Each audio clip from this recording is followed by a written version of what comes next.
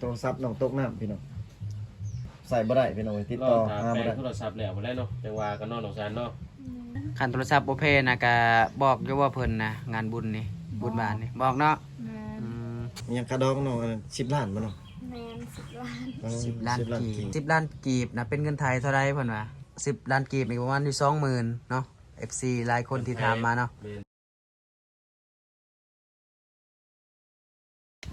สบายดีครับสบายดี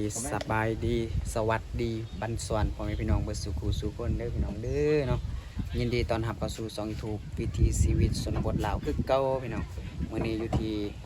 ชนบทเผาเมืองกองทุกคนสิมาถามข่าวของน้องสะอันว่าเป็นจังไดเนาะเดี๋ยวสิพาทุกคนไปทักทายสบายดีถามน้องกันเนาะมากับ3หนุ่มคือเก่าทุกคนอยู่ในวิสานของสาวสารนี่แหละกำลังสิพากันถ่ายคลิปทำคลิปเนาะถามให้ FC ว่าเป็นจังไดสาวโสดหรือว่าบ่โสดหรือว่าจังไดเนาะงามพี่น้องนี่ก็มากับทีมงานคือเก่าพี่น้อง3หนุ่มไอ้หนุ่มโสดเบาโก้ยแล้วก็มีเบาไก่พี่น้องมื้อนี้สิมาถามข่าวๆให้ FC ได้ฮู้นำกันพี่น้องว่าสาวสารยังโสดหรือว่าบ่โสดเนาะแม่นพี่น้องพ่อแม่อยู่พ่อแม่ก็อยู่แมน พ่อแม่ก็อยู่มื้อนี้เนาะใส่เพิ่นไปใส่ซะคือบ่เห็นสักเครื่องกินข้าวกินน้ำแล้วบ่กินแล้วสบายดีน้องซานสบายดีบันส่วนบ่แม่นสบายดีภาษาเฮาเนาะแมนบันส่วนคือสบายดีคือบันส่วนแต่งตัวงามแท้มื้อนี้งานเป็นพิเศษเนาะพิเศษแล้วแต่งตัวแบบทาผู้บ่าวมาเนาะมีบ่ผู้บ่าวสิมาหานะมื้อนี้นะบ่มีจังได๋มีแต่ผู้บ่าวนี่มาหาเจ้าดินึกว่าบ่มีผู้บ่าวมาหาตลอดนี่มื้อนี้เป็นมื้อเตรียมบุญเนาะน้องซานเตรียมงานบุญบ้านบุญเลี้ยงบุญกินงะเนาะบุญกินงะสุดไปเลยผู้สาวร้ายบ่ตอนแรกนี่ผู้ว่าผู้สาวร้ายบ่ตอนแรกนี่ลายเขาเต้นบ่กินเบียร์แล้วก็เต้นบ่โอ้ตอนแรกนี่ได้ตอนแรกมีกินเหล้ากินเบียร์บ่ตอนแรกมื้ออื่นตอนแรกเขาไม่ได้กินแล้วบ่ได้เฮ็ดหยังก็เลยว่าเตรียมบุญละล่ะถ้าว่าจะกินก็ได้ติได้คันมีเงินซื้อเนาะกินก็ได้บ่จะกินก็ได้มีเงินซื้อไปกินน้องกินข้าวแล้วบ่นี่กินแล้วได้ยังกินอะไรนะตะบังไอ้หยังภาษาบ้านเฮาเอ้าจานเปล่าจ้าว่าภาษาบ้านเฮาบ่บ่เป็นดิมาไหนมาไหนแหละกินบักมี่โอ้ยบักมี่ต้มบ่น้องต้มบักมี่เจ้าจะเคินนะบ่าวผู้ไทยนะมันต้องเคินเราดอกต้มบักมี่มันยังบักมี่อ้าวมันยังบักมี่มาได้มาได้ภาษาไทยว่ายังขนุนเนาะมาทุเรียนกินข้าวกับขนุนอบขนุนต้มน่าจะแม่นเฮ็ดแจ่วจับบ่น้องซันตำหมดเลยวันนี้เรากินจำเจียวตำโอ้คือแซ่บเนาะเนียนบักมี่เนียนขนุนนั่นแหละพี่น้องเอ้ยก็ถือว่าแซ่บอยู่ได้กับคนมักแอมบ่กินคนเดียวกับแอมเนาะมีผู้ว่าผู้บ่าวมากินน้ำบ่เนาะได้แล้วบ่หาลูกเคยให้พ่อให้แม่นะยังบ่ได้อยู่ยังโสดคือเก่าพี่น้องบ่กล้วยสิได้อยู่นี่เลยบ่เนาะให้ทีมงานเขาจองเลยเป็นยังว่าสาวอยู่นี่คือว่ามีแต่คนโสดเนาะบ่ไปใส่ซะบ่เนาะเพิ่นกำลังเตรียมงานบุญซ้ำบุญบ้านน่ะได้บอก FC อยู่บ่ได้บอกเอาคือบ่บอกเพิ่นบ่มีโทรศัพท์อ้าวโทรศัพท์น้องไปซะเลยมันเพแล้วแมนโอ้มันเป็นไงมันตกน้ำแมนมีโทรศัพท์ตกน้ำตายเลยเอาไว้ใส่เดือนมันตายกินไปนั่นไปทิ่มแล้วกินเป็นแน่บ่ได้ไปแป้งวะบ่มีเงินสิไปแป้งเป็นจังได๋แล้ว FC บ่ฮู้ซ้ำเนาะว่ามีงานบุญบ้านมันเป็นอันเบ็ดเสื่อมบ่หรือว่าเป็นน้ำจอมันบ่ฮู้น้ำเราว่ากินนี่มันบ่ฮู้เลยบ่อย่ามาจอเสื่อมแบตเสื่อมเลยเป็นจังได๋ เขาต้องฮู้กันฮู้ตัวใดมันเพศเขาไปแป้งเปลี่ยนเนาะ อันนี้นะบ่ฮู้เสียจริงได้ จักมืออะไรสันโทรศัพท์พี่นะ นั่นแหละประมาณ5 โมง6 โมง เออ อ้าว FC ก็ทัก แสด หาง บ่ ว่า ได้ FC แล้ว เป็ บั น ด ทา นี้ งหาบ่ได้ได้ที่ไหนวะ แม่น เพราะว่าอ้ายเพิ่นเฮ็ดเวียกอยู่ตามนี่เพิ่นสิทักหาเพิ่นว่าทุกเพิ่นทักหาบ่ได้เพิ่นว่าก็บ่ฮู้ว่าเป็นหยังพี่น้องแต่แค่โทรศัพท์น้องเพ โทรศัพท์เนาะ อืมเฮ็ดได้แล้วสิติดต่อกับเพิ่นได้ซั่นบัดนี้ต้องถ่ายมีเงินซื้อโทรศัพท์ใหม่พุ่นเนาะ แม่น โอ้เป็นจังเลยจักสันติกันเฮาบ่มาถามข่าวก็บ่ฮู้ว่าเป็นแนวใด แม่นคันนำบ่มาก็บ่ฮู้เด้อเนาะ แต่มื้อนี้ก็ จังหน่อยว่า FC ว่าเป็นหยัง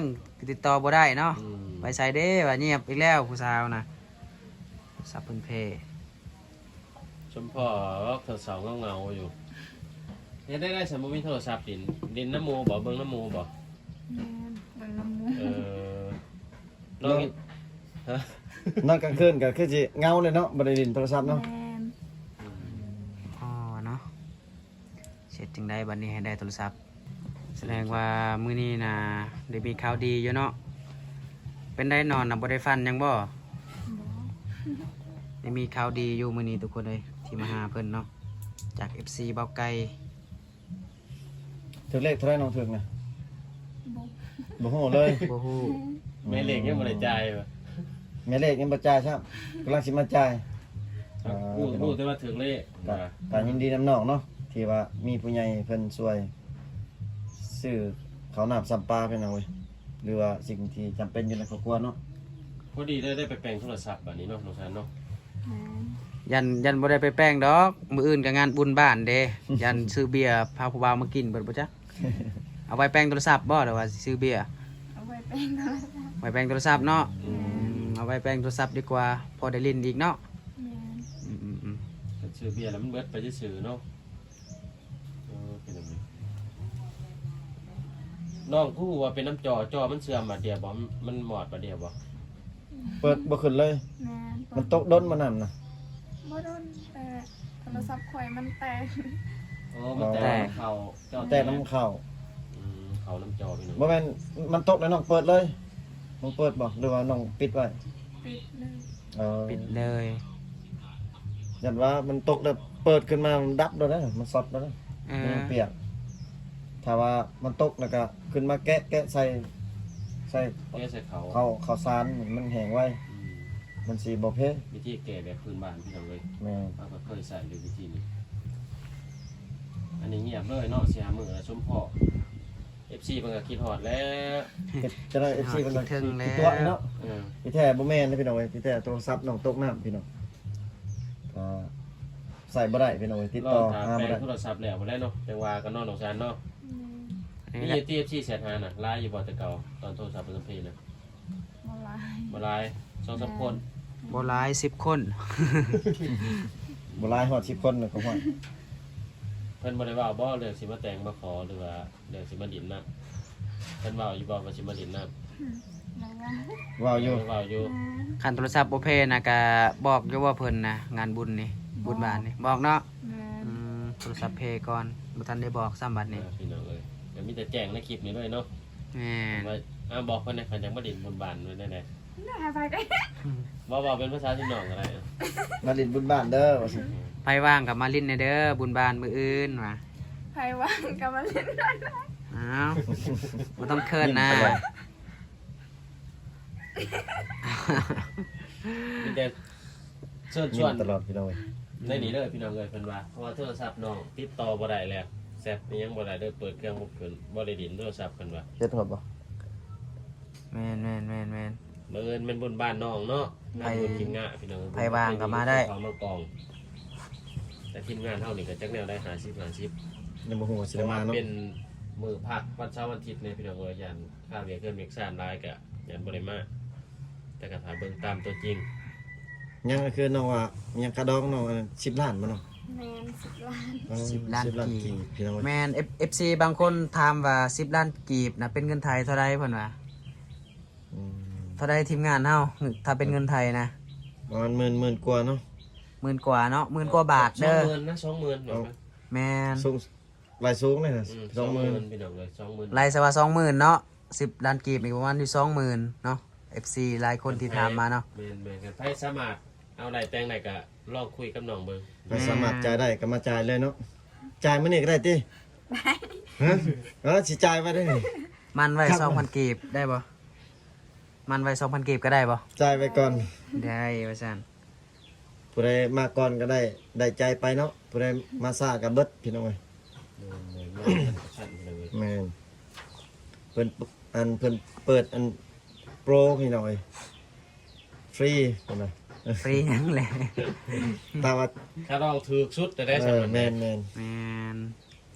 เพราะว่าเขาแต่งกันตัวจริงกับประมาณนั้นเนาะน้องซันเนาะ แม่ บางคนว่าเช่า30ล้านเอาแท้กับประมาณ10ล้าน เขาว่าซื่อๆน่ะ 10ล้าน15ล้าน10ล้านกันยังยากเลยบางเทื่อ เฮ็ดจังได้แบบลูกเคยบ่มีได้อจ้ะ อืม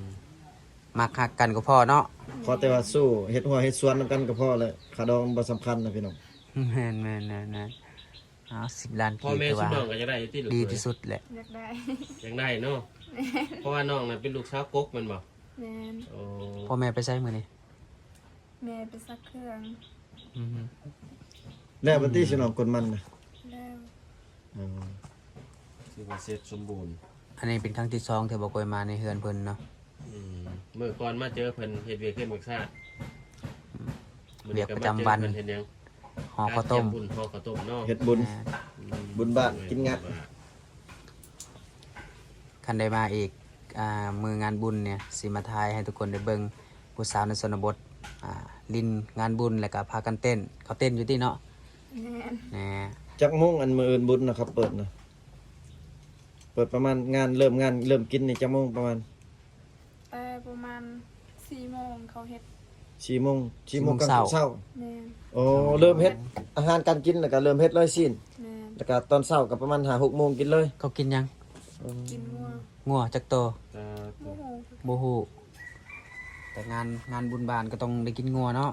แม่น เก็บเงินกันทั้งหมู่บ้าน แม่น อืม เพื่อนชุมน้องเนี่ยเอาจักผูดเอาจักแสน บ่โหน้องพ่อ อืม บ่ฮู้ บ่ฮู้ บอกแขกหลายอยู่บ่ ได้ โอ้แวนมือน่ะแขกล้นเฮือนพุ่นบ่เต็มเฮือนพุ่นบ่จักมีแต่ผู้บ่าว คันว่าสุอ้ายว่างสุอ้ายสิมานํอื่นนี่ มา จักพูดสิให้สุอ้ายกินน่ะเฉพาะสุอ้ายจักพูดฮะเฉพาะให้สุอ้ายนี่ชอบพูดเลยบ่ เอาคนละพูดโลด เอา3พูดเลยบ่ พูดไปพูดมัน ว่าหยอกน้องพี่น้องเว้ย กินเต็มทีเนาะ แสดงว่ามื้ออื่นนี่บ่ได้ซื้อเนาะมีแต่ให้กินฟรี แม่น มวนแน่พี่น้องเลยเขาเจ้าแบบเป็นงานเนี่ยนี่เขากินเต็มทีใครอยากมาเด่นมาเทียนที่ว่ามีแต่ประกอบส่วนในเล็กน้อยแล้วเนาะ แม่น เป็นตะมวนอยู่งานบุญอยู่พี่น้องเลย อยากลองมาเบิ่งเนาะจักมือหนึงงานบุญนี่ก็คือถ้ามาน่ะก็ถือว่ามามวนมาลิ้นนำกันเนาะถ้าพลาดก็คือจะต้องได้ปีหน้าพุ่นอีกจังสิจัดอีกงานนี้เนาะปีละเทื่อมันก็คือกันกับงานบุญแข่งเรืออีหยังนั่นแหละ แข่งกันหรือ ปี ว่า ละ สง เทื่อก รานต์เนาะ แม่น โอ้พี่น้ บ่ อง แม่นว่าสิจัดตลอดเนาะแม่นว่าซาซาน แม่น ปีหนึงเฮ็ดเทื่อนึง ปีหนึงเฮ็ดเทื่อห กิ นึ น ง จนแจ้งเลยวะมือนี่จังว่ามือต่างบนนี่ กินแต่เช้า กินแจ้งก็ได้ ได้ เต้น สอ กัน นจน แจ้ง เจ็บบัดเอวบ่ได้เนาะคันเต้นเนาะพี่น้องเลย สมมุติว่าแขกสิมาลิ้นกลางคืนก็ได้บ่ ได้ อืมตัวอย่างว่ากลางเว้นกินมื้ออื่นนี่กำบ่ว่างแล้วก็มาลิ้นกลางคืนก็ได้ ได้ แสดงว่าในมือนั่นเนี่ยกินเบิดมือเบิดคืนเนาะ แม่น จวดอย่างเดียวเนาะ จวดเพิ่นน่ะ พากัน ตามมวน จวด ไปตามมวน หาเบิ่งยากได้เนาะ แม่ งานบุญในเขตชนบทว่ามันเป็นแบบใดทุกคน เดี๋ยวสิมาทายให้ทุกคนได้เบิ่งอยู่เนาะถ้ามีเวลาถ้าบ่มีก็คือบ่ได้มาแหละทุกคนเลยงานบุญบ้านในเขตชนบทนี่ก็คือหาเบิ่งยากว่ามันเป็นแบบใดเนาะจะแตกต่างกับในเมืองหรือว่าคือกันกับในเมืองหรือว่าจังใดเนาะ พี่น้องเอ้ยบาทนี้ก็สิมอบเงินให้น้องก่อนเพราะว่าอายเพิ่นฝากเงินให้น้อง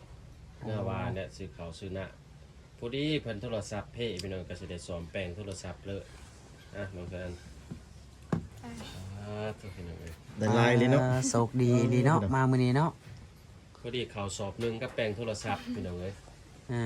บ่ได้ฟันติคือนี่นะ บ่ บ่ได้ฟันเลย แม่ เพิ่นบ่น้องแทนเพิ่นแชทบอกอยู่ที่ว่าแต่ก่อนโทรศัพท์บ่ต้องเพนะว่าสิฝากเงินให้แล้วหรือว่าจังได๋โมโหเลย โอ้เพิ่นบ่ได้บอกบ่อืม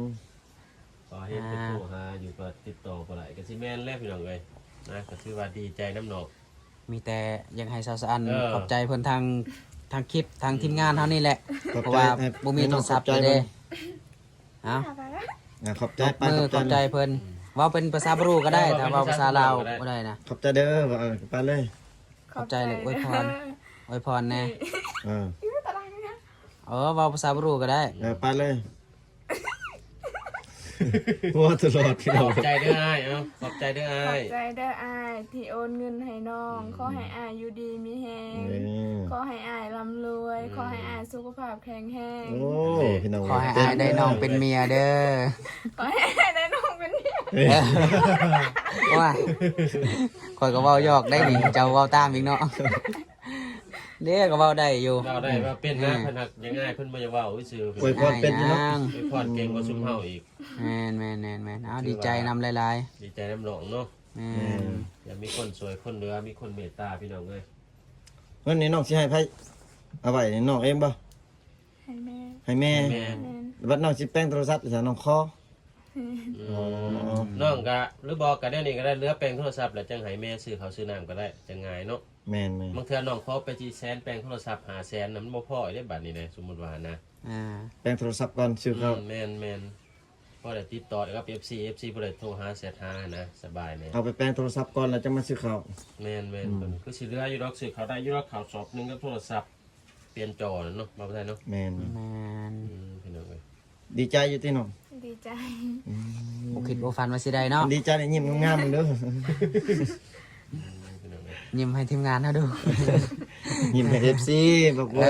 บ่ผิด บ่ผิดเด้อ ว่ากระซ้ำแล้วก็ขอบใจทางอ้ายเพิ่นที่ส่งเงินเด้อมองเงินให้น้องซื้อข้าวซื้อน้ำ ขอบใจเล ข ย อให้เป็นอยู่ดีมีแห้งผมมุกขอบใจหลายๆเหตุการณ์ให้งานก็ให้อย่างนึงในคำหลายๆร้อยเท่าพันเท่าพี่น้องเอ้ยจะพอกันใหม่เถอะนาเด้ออยู่ดีมีแห้งเอาบายๆในน้องงาน โอเค จบไปเลยเนาะทุกคนเนาะก็จบไปตามเบาไกลเลยคลิปนี้เนาะเดี๋ยวเจอกันใหม่เด้อ